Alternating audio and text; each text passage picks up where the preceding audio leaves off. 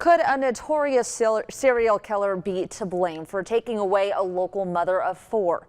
It has been nearly 17 years without answers for her family. Tonight in Unsolved Florida, a look at what happened to Bobbi Jean.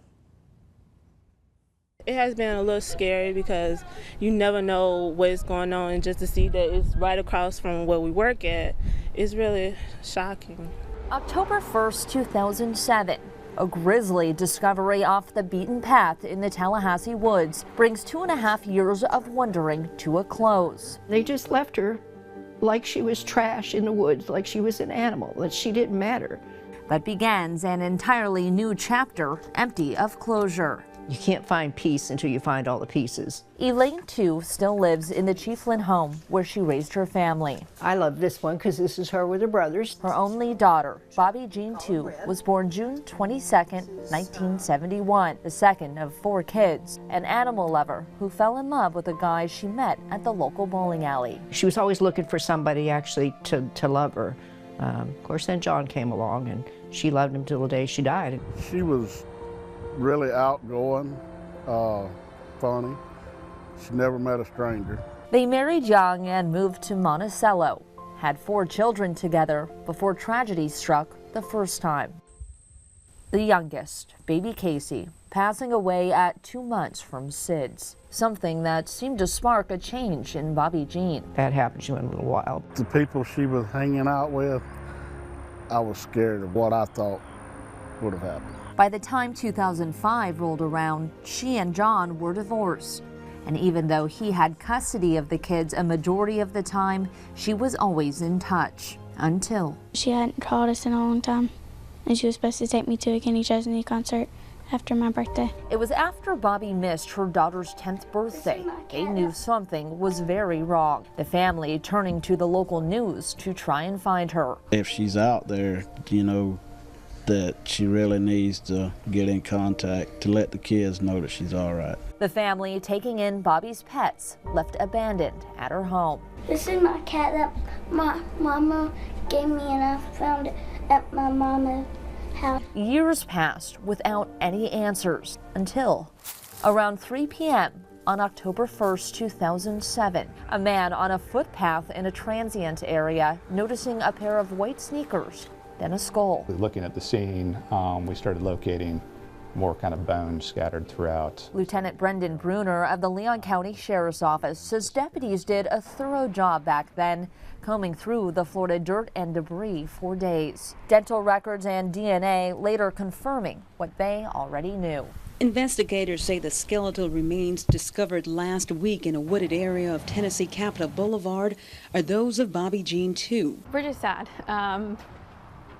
Kaplan Jackson, now grown with children of her own. Sorry. Just a young girl when her mother Bobbi was laid to rest on a Friday afternoon in November. The sun shining as Bobbi was placed in the back corner of an old cemetery right next to baby Casey. She used to say Casey was the brightest star in the sky, and now there's 2 bright stars up there. The family stopping to grieve, but for detectives, the work only just beginning. Time's definitely not on your side with something like that. Detectives say this makeshift footpath is heavily used by residents to cut from local businesses to a mobile home park behind.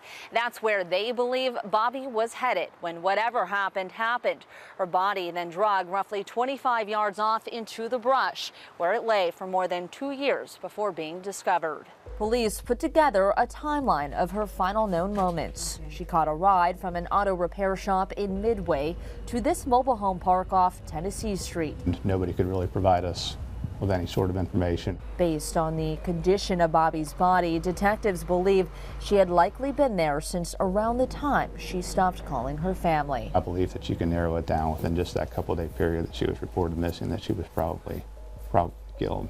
And while the medical examiner didn't find any noticeable trauma, there were some indications it was a homicide. There was some duct tape located on the scene that was attached to her. The body was kind of lying face down. However, any leads they had didn't take them very far. Bobbi's ex-husband, a boyfriend, the person who gave her a ride and the man who found her all ruled out. The case quickly growing cold. At one point, Crime Stoppers even printing her face on playing cards that were distributed to inmates at the Leon County Jail in hopes someone might come forward with information. No one ever did.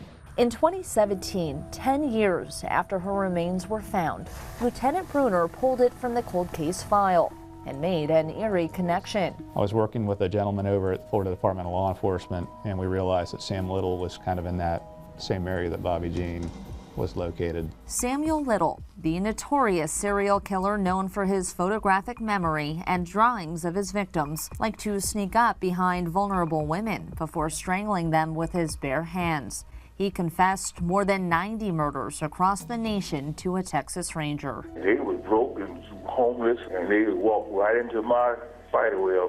Little was at one time a well-documented at-large resident of Tallahassee. We can actually put him all over that area at the time Bobbi Jean went missing in 2005. Sheriff's records show he was caught shoplifting from a grocery store, roughly 500 feet of where Bobbi's body was found about a month before she went missing. Lieutenant Bruner's detective work uncovering the title of a car Little purchased just down the street within days of her disappearance. That to me was kind of almost like an aha moment. A handwritten list of killings made by Little and published in an LA Times article even appears to state he killed someone in Tallahassee. Investigators eager to question him about the case, but that's when it went cold again. Bobbi Jean was specifically brought up to Mr. Little, who denied seeing or knowing Bobbi Jean or anything of that nature. We requested a transcript of the exchange from the Texas Department of Public Safety, but it was denied. The state's attorney general ruling the Samuel Little files regarding specific people are exempt from disclosure. Little died in December 2020, taking whatever secrets he still held within him to the grave. When that lead went away, the case again went, cold. Without a definitive answer, the case remains unsolved, but the family finds solace in remembering. I have her personality. Like, I can get along with anybody. And in the details Bobbi left behind. She had it when they found her. In those woods beside her body was a Scooby-Doo lunchbox, something she was known to use as a purse. One detective at one point was at least nice enough to tell me that those concert tickets were in her lunchbox when they found her. So she didn't go without me. And Bobbi's mother leaving her own mark where her body was found. A cross and a message to those who pass by. I hope that out of this horrible place, one day some beautiful flowers will grow and take away the ugliness of what happened to her there. Holding on to hope, Bobbi's case will one day be solved. It's like a puzzle, there's that one piece that's missing. And a family can have closure at last. And the Leon County Sheriff's Office tells me they haven't had a lead in years. Without Little's confession, they're open to any other possibilities that might come about. Anyone with information is asked to forward. You can make an anonymous tip to Crime Stoppers by calling 850-574-TIPS. That's 850-574-TIPS. We'll be right back.